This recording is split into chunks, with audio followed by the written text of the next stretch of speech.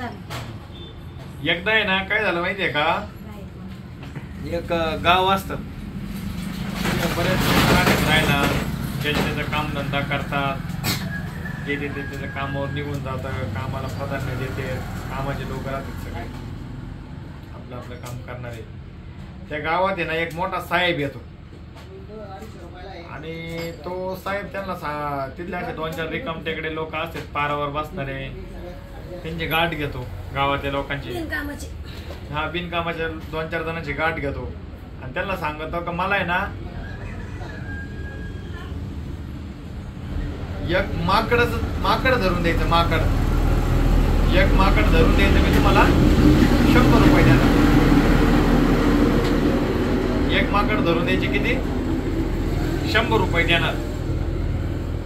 मग ठरत मग ते त्यांना वाटतं चला भाऊ आपल्या गावात भरपूर माकडं आहे, इकडं तिकडं झाडं उड्या मारतात, ते काय फक्त थोडेसे कष्ट घ्यावं लागते, माकडं धरायची, याच्याकडे द्यायचे 400-500 रुपये, आपल्याला रोजंदारी सुटली म्हणजे बाद झालं, रिकामा बसून राहण्यापेक्षा रोजंदारी सुटून जाईल. या हिशोबाने ते पारावर बसलेले 4-5 माणसं काय करतात, ते असतात बिनकामाचे पण ते खूप कामाचे असतात. त्यांच्याकडे सगळ्यात महत्वाची गोष्ट असते ती म्हणजे गावाची माहिती, ती कामाच्या लोकांकडे नसते, कारण त्यांच्याकडे माहिती गोळा करण्याची वेळ नसते ना. मग हे बिनकामाचे लोक काय करतात, जातात थोडस गावाच्या कडाला जंगल असतात, ते जातात माकड धरायचा प्रयत्न करतात, येड्यावाकडे 2-4 माकड धरून आणतात आणि 400-500 रुपये त्यांना भेटत. मग असं करता करता दिवसावर दिवस लोटले जातात, दिवसांवर आठवडे लोटले जातात. पुढे चालून मग तो माणूस परत गावात येतो, तो म्हणतो मी तुम्हाला मला माकड धरून आणतो द्या, म्हणतो मी तुम्हाला आता 200 रुपये देईन म्हणतो. 100 रुपयाची किती, अगोदर त्यांना 100 रुपये भेटणार होते ना माकड धरून दिल्याच्या नंतर, त्यावेळेस तो माणूस त्यांना 200 रुपये देण्याची कबुली देतो, बाबा मी तुम्हाला 200 रुपये देईन, मला तुम्ही माकड धरून द्यायचं. मग त्यांच्यामध्ये तो ठराव मंजूर होतो. लोकांना वाटतं चला बा आता मागच्या याला माकड धरून दिलं होतं, 100-100 रुपये दिले होते, आता माकड धरून द्यायचे 200 रुपये म्हणतोय, चला रिकामा बसून आणण्यापेक्षा माकड धरू, तेवढेच 200-400 रुपये 500 रुपये काय आपल्याला रोजंदारी सुटन ती सुटन. असं करता करता मग ते जातात माकड धरून आणून देतात. आणि ह्या गोष्टीची बातमी सगळ्या गावामध्ये लीक होती का बा अमुक अमुक शहरामधून साहेब येतात, त्यांना आपण माकडं धरून द्यायचे आणि माकडं धरून दिल्याच्या नंतर ते आपल्याला पैसे देतात म्हणून. म्हणजे चांगले कामावर जाणार लोक राहतात का, त्यांना वाटतं काय बळ लागत आहे माकड धरायला, थोडंफार त्यांना काही बिस्किट दिलं, 5-25 रुपयाचे शेंगदाणे बिंगदाणे घेऊन आलं, आपोआप माकड प्रेमाने जवळ येईल, धरायचं गुणीत घालायचं, नेऊन द्यायचं, 200 रुपये घेऊन टाकायचे. या हिशोबाने मग काय होतं, आता अगोदर रिकामे लोक या कामात लागले होते, तर यावेळेस रिकाम्या लोकांसोबत कामाचे लोक पण त्यांना जॉईंट व्हायला लागले. भाऊ काय आता पैसे भेटणार म्हणल्यावर जगात कोणीच पाठीमागं सरत नाही, ही गोष्ट सगळ्या जग जाहीर आहे, बरोबर आहे का नाही. मग असं करता करता दिवसावर दिवस जाते, दिवसावर आठवडे लोटले जाते आणि पुढे एक दिवस साहेब परत गावात येतात आणि साहेब सांगत आहेत लोकांना का बाबा ह्या वेळेस तुम्ही जर माकड धरून दिलं तर मी तुम्हाला एका माकडाचे 500 रुपये देणार. मग असं म्हणल्याच्या नंतर रिकामे म्हणजे कामाचे लोक राहतात, हे लोक सुद्धा त्या माणसाला प्राधान्य देतात का चला 500 रुपये माकडाची भेट राहिली, 500 रुपयासाठी तुम्हाला आज दिवसभर तिथं उन्हातानात काम करावं लागणार आहे, त्याच्याऐवजी आपण ह्या माणसासोबत टाईप करून घेऊ, आपल्याला आपली रोजंदारी पण भेटून जाईल नाही का, आणि उरलेला दिवस आपल्या कुटुंबासोबत आरामात व्यतीत करता येईल.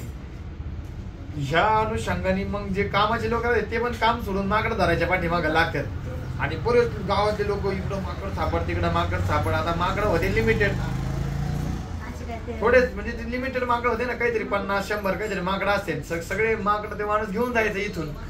असं करता करता परत एक दिवस गावामध्ये एक माणूस येतो, 300 रुपयाला माकड, नाही ह्यावेळेस विकणार आहे तो, विक्रेता माकड विक्रेता येतो आणि तो सांगतो का माझ्याकडे माकड आहे म्हणतो, 300 रुपयाला मी तुम्हाला एक माकड देणार. मग लोक काय विचार करतात का भाऊ एक माकड धरून दिले नंतर 500 रुपये भेटणार आहे. मी जे कोण असंही समजा जर माकड 200 रुपये 300 रुपयाला विकत घेतलं तर आपल्याला 200 रुपये खाली शिल्लकच राहणार आहे.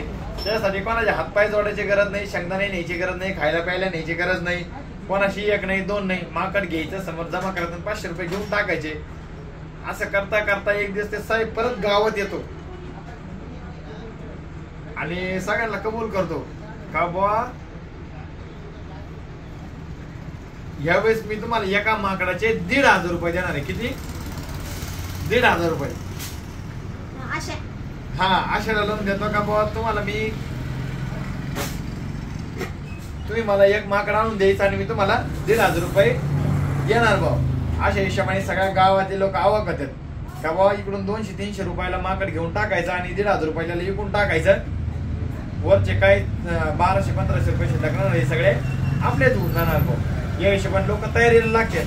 मग जाऊन माकड चौकशी करा, त्यांना समजतं का यावेळेस माकड 1200 रुपयाला भेटणार. किती रुपयाला? 1200 रुपयाला भेटणार आहे. हा मग ते ते कळलं नाही. मग ते माणूस काय करतो सगळ्यांना 1200 रुपयाला सगळ्यांना एक एक माकड विकतो. सगळेजण माकड विकत घेतात. पण माकड विकत घेणारा साहेब काय गावात येतच नाही. आणि अशा प्रकारे त्यांनी कमी किमतीत गोळा केलेल्या माकडांची 10 पट रक्कम वसुली त्या कर्मठ लोकांकडून लालच देऊन तयार करून घेतो. तर आपली जी आजची गोष्ट आहे, आजची जी समजा ही बडबड कथा किंवा कथा म्हणू आपण या गोष्टीला बोधकथा म्हणू, तर या बोधकथेमधून आपल्याला एक शिकवण भेटते का लालच बुरी बला आहे. पण त्याची ते डोक्यात बसलं का त्याच्या काही आपल्याकडून घेऊन जातोय, त्यांच्या जरी डोक्यात नाही बसलं, त्यांच्या जरी डोक्यात नाही बसलं तरी पण हे पुढच्या पिढीने शिकायचंय का आपण ह्यातून काय बोध घेतला का लालच बुरी बला आहे. लालसामध्ये हैव आणि दैव दोन्ही गोष्टी माणसाच्या जात असतात. जय हरी.